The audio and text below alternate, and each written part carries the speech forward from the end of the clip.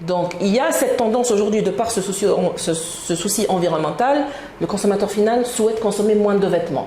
Peut-être des vêtements plus premium, peut-être de la qualité meilleure qui va rester avec lui un peu plus longtemps, mais au volume, en matière d'achat, on sent un rétrécissement. D'où aujourd'hui la grande question sur la fast fashion. Il y a beaucoup de questions qui sont sur la fast fashion. Il y a même des marques historiques dans la fast fashion qui sont en train de repenser leur modèle pour se positionner un peu plus sur du premium, parce que l'enjeu, la croissance ne va plus se faire par les volumes. La croissance va se faire par la valeur ajoutée, par la qualité, par la différenciation.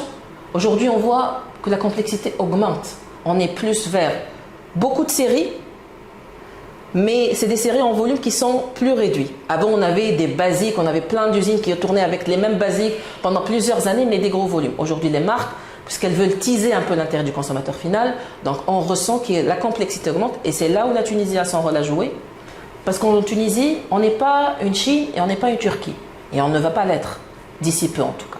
Et je dirais que même, ce n'est pas là où sera l'enjeu stratégique d'ici quelques années. Ce n'est pas les grandes usines qui font les grands volumes. Il y a toujours des pays dédiés pour ça. Aujourd'hui, on ne peut pas faire la concurrence avec la Chine dans le coût de main-d'œuvre. Il est impossible de faire ça et on ne peut pas jouer dans la même économie d'échelle. Par contre, on a un rôle à jouer parce qu'on a des usines plus petites, donc plus de flexibilité, plus de capacité d'adaptation, et d'où le positionnement de la Tunisie.